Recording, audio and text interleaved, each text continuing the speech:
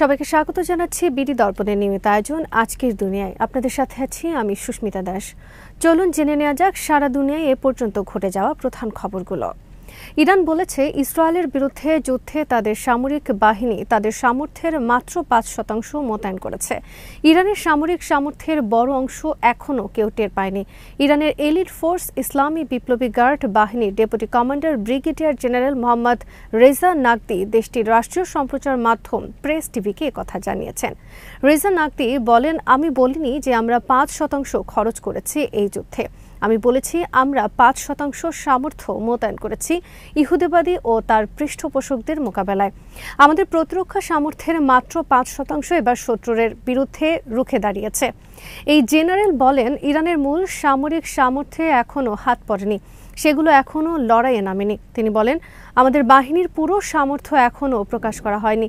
জুনের ১৩ তারিখ বিনা উস্কানিতে ইরানে হামলা করে ইসরায়েল। এরপর দ্রুতই প্রতিরোধ গড়ে তোলে ইরান। এক পর্যায়ে যুক্তরাষ্ট্র ইরানের পারমাণবিক স্থাপনায় হামলা চালায়।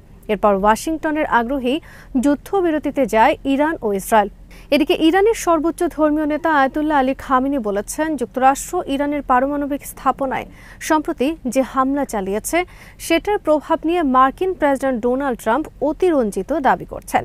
খামেনির মতে যুক্তরাষ্ট্রের এই হামলা কার্যত কোনো বড় সাফল্য এনে দেয়নি।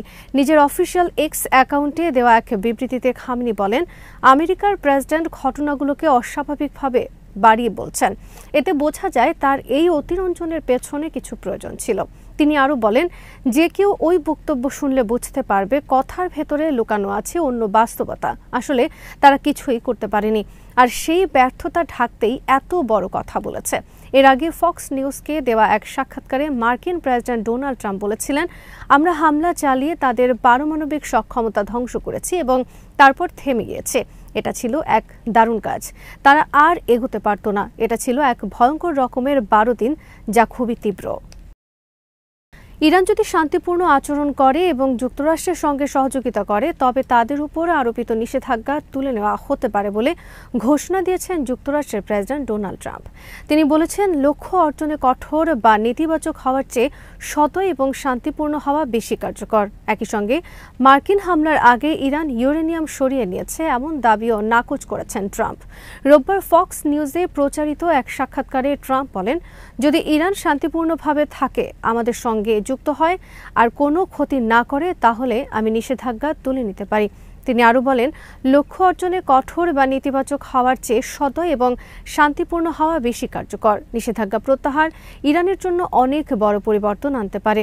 তবে এর আগে ট্রাম্প নিষেধাজ্ঞা প্রত্যাহারের উদ্যোগ বন্ধ করে দেন, কারণ ইরানের সর্বোচ্চ নেতা আয়াতুল্লাহ আলী খামেনি হুঁশিয়ারি দিয়েছিলেন, যদি যুক্তরাষ্ট্র আবার হামলা চালায় তবে তারা মার্কিন ঘাঁটিগুলো টার্গেট করবে। রোববারের এই সাক্ষাৎকারে ট্রাম্প পুনরায় দাবি করেন, যুক্তরাষ্ট্র হামলা চালানোর আগে ইরান তাদের সমৃদ্ধ ইউরেনিয়াম সরিয়ে নিতে পারেনি, কারণ এটি ভারী ও বিপজ্জনক পদার্থ, যা অল্প সময়ের মধ্যে সরানো সম্ভব নয়। তিনি বলেন, আমরা খুব একটা আগাম সতর্কবার্তা দেইনি, সুতরাং তারা কিছু সরিয়ে নিতে পারেনি।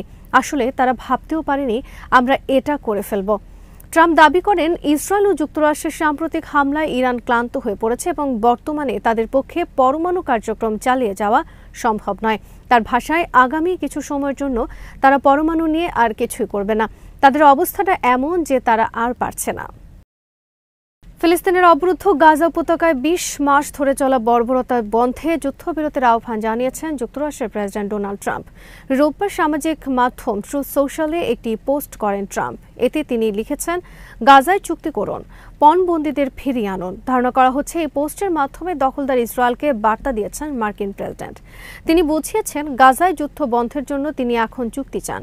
যুদ্ধাপরাধে অভিযুক্ত ইসরায়েলি প্রধানমন্ত্রী বেঞ্জামিন নেতানিয়াহুর কারণে মূলত এখন চুক্তি হচ্ছে না বলে অভিযোগ করছে হামাসের হাতে বন্দী থাকা ইসরায়েলিদের পরিবার। বার্তা সংস্থা এপি জানিয়েছে, ইসরায়েল এবং হামাসের মধ্যে যুদ্ধবিরতি চুক্তির দ্বারপ্রান্তে রয়েছে। এমন সময় ট্রাম্প সরাসরি যুদ্ধবিরতির আহ্বান জানালেন। ইসরায়েলি এক কর্মকর্তা এপিকে বলেছেন, আগামী সপ্তাহে নেতানিয়াহুর যুক্তরাষ্ট্র সফরের পরিকল্পনা করা হচ্ছে। যা ইঙ্গিত করছে নতুন যুদ্ধবিরতি চুক্তি নিয়ে কাজ চলছে। তবে নাম গোপন রাখা এই কর্মকর্তা এই সফরের আলোচ্য সূচির ব্যাপারে কোনো কথা বলতে চাননি। গত শুক্রবার ট্রাম্প মন্তব্য করেন, হামাস ও ইসরায়েলের মাঝে আগামী সপ্তাহের মধ্যে যুদ্ধবিরতি হতে পারে। এরপরই চুক্তি হওয়ার সম্ভাবনা আরও বেড়ে যায়। ট্রাম্পের এই বক্তব্যের পর হামাসের সঙ্গে যুদ্ধবিরতি চুক্তির উদ্দেশ্যে উচ্চ পদস্থ কর্মকর্তাদের নিয়ে বৈঠকে বসেছেন ইসরায়েলের প্রধানমন্ত্রী বেঞ্জামিন নেতানিয়াহু। সংবাদ মাধ্যম টাইমস অফ ইসরায়েল জানিয়েছে, রোববার রাতে ইসরায়েলি প্রতিরক্ষা বাহিনীর দক্ষিণ কমান্ডের হেডকোয়ার্টারে বৈঠকটি হয়। এতে উপস্থিত ছিলেন প্রতিরক্ষামন্ত্রী ইসরায়েল কাৎজ সহ অন্যান্য মন্ত্রী, নেতানিয়াহুর ঘনিষ্ঠ কর্মকর্তা ও সেনাবাহিনীর ঊর্ধ্বতনরা। এদিকে যুদ্ধবিরতি চুক্তির জন্য চাপ অব্যাহত রাখলেও উত্তর গাজায় বড় ধরনের সামরিক অভিযানের প্রস্তুতি নিচ্ছে দখলদার ইসরায়েল। গাজা সিটি এবং জাবালিয়ার বাসিন্দাদের দক্ষিণের উপকূলীয় এলাকা আল মাওয়াসির দিকে চলে যাওয়ার নির্দেশ দেওয়া হয়েছে। ইসরায়েলের সামরিক বাহিনী জানিয়েছে, তাদের অভিযান পশ্চিমে আরও তীব্র এবং বিস্তৃত হবে। ওই এলাকায় গাজার বিভিন্ন এলাকা থেকে বাস্তুচ্যুত মানুষেরা আশ্রয় নিয়েছিলেন।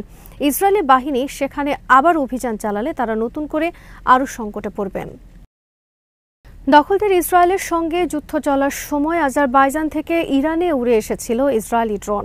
ইরানের গোয়েন্দারা এমন স্পর্শকাতর তথ্য জানানোর পর আজারি প্রেসিডেন্ট ইলহাম আলিয়েভের সঙ্গে ফোনে কথা বলেছেন ইরানি প্রেসিডেন্ট মাসুদ পেজেশকিয়ান। তিনি এ ব্যাপারে জবাব চেয়ে আজারবাইজানকে বিষয়টি তদন্তের আহ্বান জানিয়েছেন। তিনি বলেছেন, আজারবাইজান থেকে সত্যি ইসরায়েলি ড্রোন ইরানে প্রবেশ করেছিল কিনা সেটি যেন গুরুত্বের সঙ্গে তদন্ত করা হয়। আর্মেনিয়ায় নিযুক্ত ইরানি রাষ্ট্রদূত মেহদি সুবহানি বলেছেন, আমরা তথ্য পেয়েছি স্বল্প সংখ্যক ড্রোন আমাদের প্রতিবেশী দেশগুলোর আকাশসীমা থেকে ইরানি অঞ্চলে প্রবেশ করেছে। ইরান ও আজারবাইজানের প্রেসিডেন্টের মধ্যে টেলি আলাপের সময় আমাদের প্রেসিডেন্ট আজারি প্রেসিডেন্টকে বিষয়টি সম্পর্কে গুরুতর তদন্তের আহ্বান জানিয়েছেন।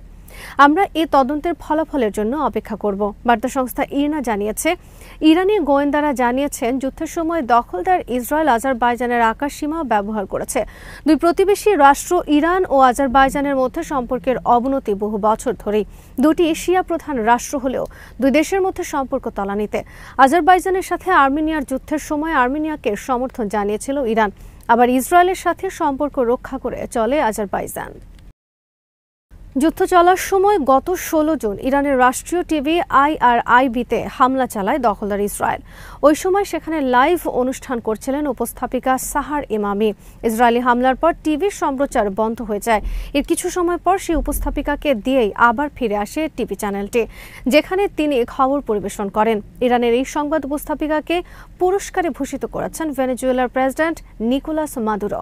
দেশটির জাতীয় সাংবাদিক দিবসের দিন ইরানি এই উপস্থাপিকা এবং টিভি চ্যানেলের নিহত অন্য সাংবাদিকদের সম্মানে বিশেষ সিমন বলিভার পুরস্কার দেওয়ার ঘোষণা দেন মাদুরো। উপস্থাপিকা সাহার ইমামির হয়ে পুরস্কারটি গ্রহণ করেন ইরানের রাষ্ট্রদূত। ভেনেজুয়েলার প্রেসিডেন্ট ইরানের দখলদার ইসরায়েল ও যুক্তরাষ্ট্রের হামলার কঠোর নিন্দা জানান। অপরদিকে ইরানের জনগণ, সশস্ত্র বাহিনী, সরকার এবং নেতাদের দৃঢ়তার প্রশংসা করেন তিনি। মাদুরো বলেছেন, ইসরায়েল প্রতিদিন 100 ফিলিস্তিনিকে হত্যা করছে, সেখানে পশ্চিমারা এগুলো সহ্য করছে। এদিকে পাকিস্তানের সেনাপ্রধান ফিল্ড মার্শাল আসিম মনিরকে ফোন করে ইসলামাবাদের সাহসী অবস্থানের জন্য ধন্যবাদ জানিয়েছেন ইরানের সেনাপ্রধান major general Abdur Rahim Musavi. রোববার দুই জেনারেলের এই ফোনালাপ সম্পর্কে ইরানের রাষ্ট্রীয় সংবাদ মাধ্যম প্রেস টিভি জানায়, জেনারেল মুসাভি ইরানের জনগণের বিরুদ্ধে ইসরায়েলি আগ্রাসনের সময় পাকিস্তানি জনগণের নির্ভীক অবস্থানের জন্য কৃতজ্ঞতা প্রকাশ করেছেন। জেনারেল মুসাভি বলেন, এই 12 দিনের আগ্রাসন চলাকালীন যুক্তরাষ্ট্রের প্রেসিডেন্ট ডোনাল্ড ট্রাম্পের প্রশাসন ইসরায়েলকে সহায়তায় কোনো ঘাটতি রাখেনি। এই সংকটকালে পাকিস্তানের দৃঢ়তার প্রশংসা করেন তিনি। শনিবার রাতে আকাশপথে ইউক্রেনের ওপর সবচেয়ে বড় হামলা চালিয়েছে রাশিয়া। ইউক্রেনের সামরিক বাহিনীর তথ্য অনুযায়ী আকাশপথে একযোগে 537টি আক্রমণ চালানো হয়। এর মধ্যে 477টি ড্রোন ছিল। এসব ড্রোনের বেশিরভাগই ছিল ইরানের তৈরি শাহেদ। এছাড়া 60টি বিভিন্ন ধরনের ক্ষেপণাস্ত্র ছুড়েছে রুশ বাহিনী। ইউক্রেনের বিমান বাহিনী জানিয়েছে অন্তত 249টি হামলা তারা প্রতিহত করেছে এবং জ্যামিং সৃষ্টির কারণে 226টি লক্ষ্যভ্রষ্ট হয়েছে। ইউক্রেনের প্রেসিডেন্ট ভলোদিমির জেলেনস্কি এক্সে দেওয়া এক বার্তায় বলেছেন, রাশিয়া আমাদের জীবনের অবলম্বনগুলোকেই নিশানা করেছে। এই হামলায় মধ্য ইউক্রেনের চেরকাসি অঞ্চলে এক শিশুসহ অন্তত 6 জন আহত হয়েছে এবং খেরসন অঞ্চলে একজন নিহত নিহত হয়েছে। পশ্চিমাঞ্চলীয় লভিভে ড্রোন হামলায় একটি শিল্প এলাকায় আগুন ধরে যায় ও শহরের কিছু অংশ বিদ্যুৎহীন হয়ে পড়ে। এছাড়া মাইকোলাইভ ও ডনিপ্রোপেট্রোভস্ক অঞ্চলের শিল্প স্থাপনাও আক্রান্ত হয়। জেলেনস্কি জানান, এই আক্রমণ প্রতিহত করতে গিয়ে ইউক্রেন তার তৃতীয় F-16 যুদ্ধবিমান হারিয়েছে। এটির পাইলট ম্যাক্সিম উস্তিমেস্কো 7টি লক্ষ্যবস্তু ধ্বংস করেছে, কিন্তু শেষটির সময় তার বিমান ক্ষতিগ্রস্ত হয় এবং তিনিও প্রাণ হারান। এই আক্রমণের মাত্রা ও বিস্তৃতি নিয়ে ইউক্রেনের বিমান বাহিনীর মুখপাত্র ইউরি ইহনাথ বলেছেন, ড্রোন ও ক্ষেপণাস্ত্র মিলিয়ে এটি ছিল সবচেয়ে ব্যাপক আকাশ হামলা। জেলেনস্কি বলেছেন, যতক্ষণ পর্যন্ত রাশিয়ার হাতে এমন সক্ষমতা থাকবে ততক্ষণ এই যুদ্ধ থামবে না। ইউক্রেনের আকাশ প্রতিরক্ষা ব্যবস্থার উন্নয়নের জন্য তিনি যুক্তরাষ্ট্র ও মিত্রদের কাছে সহায়তা চেয়েছেন। আজ এখানেই শেষ করছি। সবাই ভালো থাকুন, সুস্থ থাকুন আর দেখতে থাকুন বিডি দর্পণ। চ্যানেলটি ভালো লাগলে সাবস্ক্রাইব করুন। সংযুক্ত থাকুন আমাদের ফেসবুক পেজে।